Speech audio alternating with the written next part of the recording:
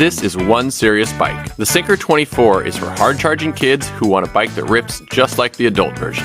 This model is sized for riders who are between 53 and 62 inches tall. A SRAM NX 1x11 drivetrain has a wide gear ratio. No front derailleur keeps shifting simple, so kids can focus on the ride. Aggressive 24-inch tires are ready to hit the dirt. They sit on burly double-wall rims that will stand up to everything your kid throws at them. Rough trails are no match for the 80mm Sun Tour suspension fork, allowing the rider to have fun diving into technical features. This wide handlebar gives a very stable feel.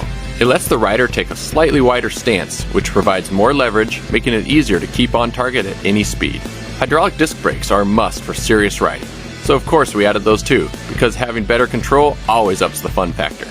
Best of all, the Syncro 24 ships Ready Ride, so with just 4 assembly steps, you can get to the trail and ride even sooner.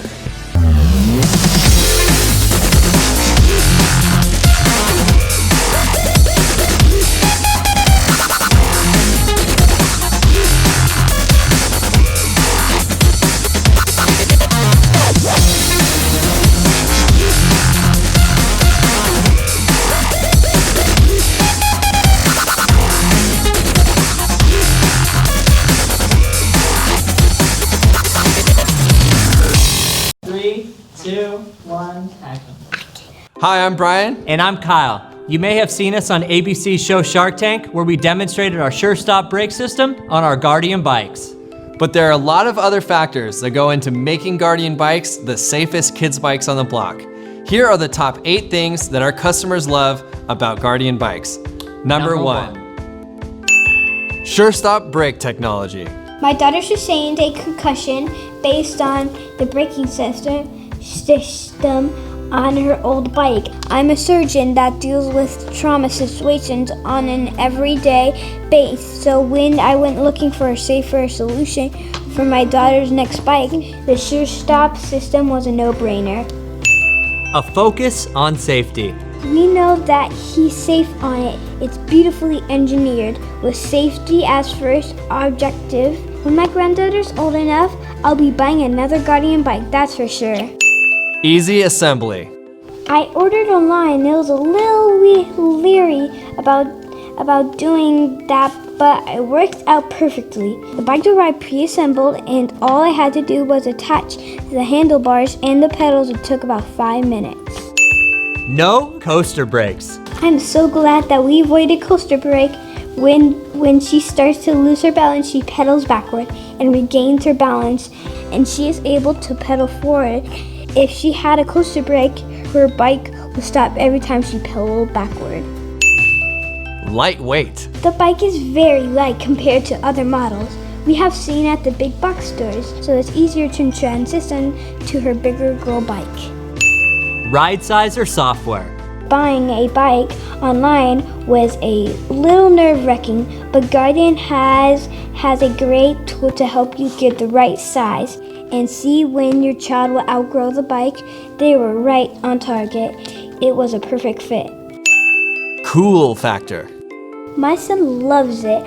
It can be tough to find a high-quality kid's bike that looks cool too, and Guardian does a terrific job.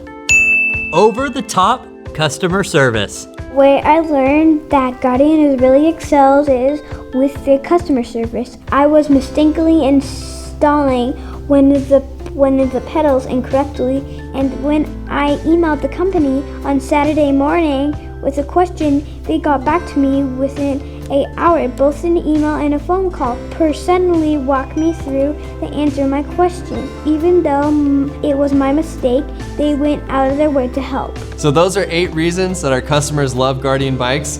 And we love our Guardian bikes. And kids, I always like.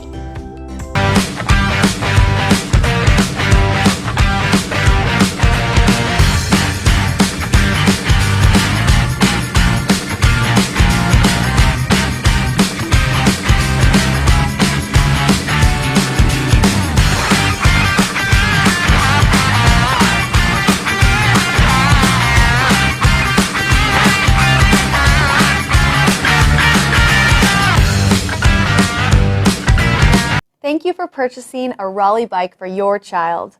Nothing is better for making a lifelong cyclist than starting them early with a great bike. As you open the box, you'll see there is some assembly required. If you have never built a bike before, this process will probably take you up to 120 minutes. If you are handy with tools, expect to spend around 80 to 100 minutes. If you have done some bike wrenching before but never actually built a bike, you'll need 60 to 80 minutes. And if you are an expert bike mechanic, you can probably be finished within 30 to 60 minutes. Grab the box containing your small parts and get started. You'll need some tools for assembly, including a metric Allen wrench, bike grease, a tire pump, screwdrivers, cable cutters, and an adjustable wrench.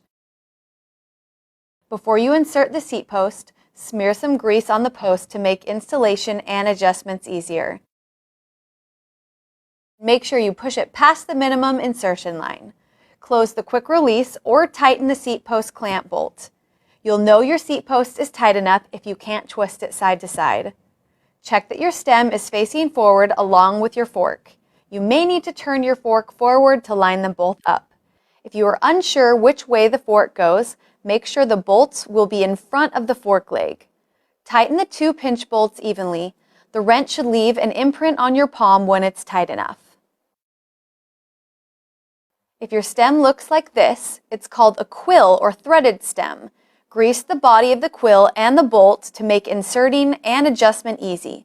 Push down on the bolt head with your thumb and insert the stem past the minimum insertion line. After aligning the stem and fork forward, snug the bolt down. The wrench should leave an imprint on your palm when the bolts are tight enough. Remove the faceplate bolts and the faceplate. And center your handlebars. Tighten the bolts evenly and snugly.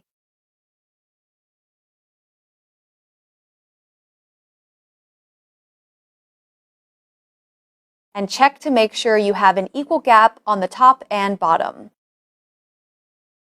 To install the wheels, take the plastic caps off the wheel and loosen the bolts enough that you can fit the axle into the dropouts of the fork.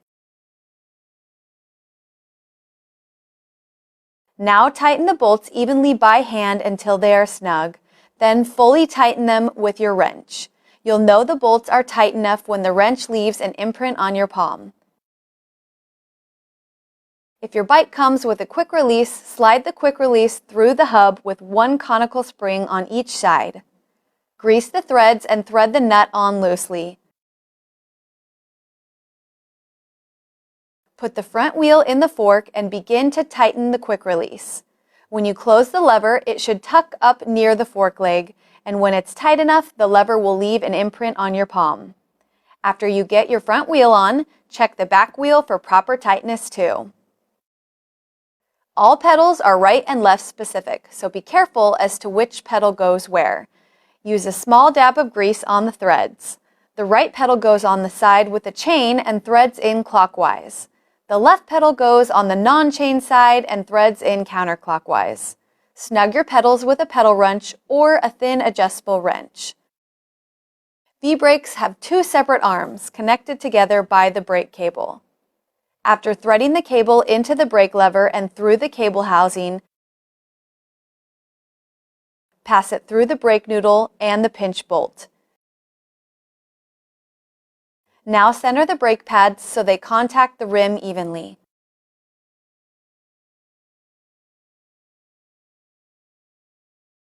Slide the noodle into the hinged arm, then test the system and adjust as needed.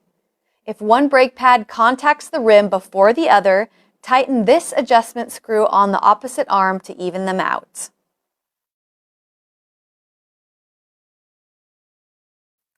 To adjust your rear derailleur, turn the cranks and shift the chain to the smallest cog in the back. Use the high limit screw to center the derailleur underneath the smallest cog. Undo the pinch bolt, pull the slack out of the cable and retighten. While turning the cranks, shift up into the lowest gear. Now you can use the low limit screw to center the derailleur underneath the largest cog. To adjust your front derailleur, shift into the smallest chain ring in the front and the largest cog in the back. Use the low limit screw to position the inner plate as close as you can to the chain without touching it. Loosen the pinch bolt to pull the slack out of the cable and retighten. While turning the cranks, shift up into the largest chainring in the front and the smallest cog in the back. Now you can use the high limit screw to position the outer plate of the derailleur as close to the chain as you can without touching it. Put the red reflector on the seat post and the white one on your handlebars. Safety first. Cut any extra cable down with your cutters and pinch a cable end on with your pliers to keep the cable from fraying. If your bike has plastic bolt caps, push those on to protect your rider.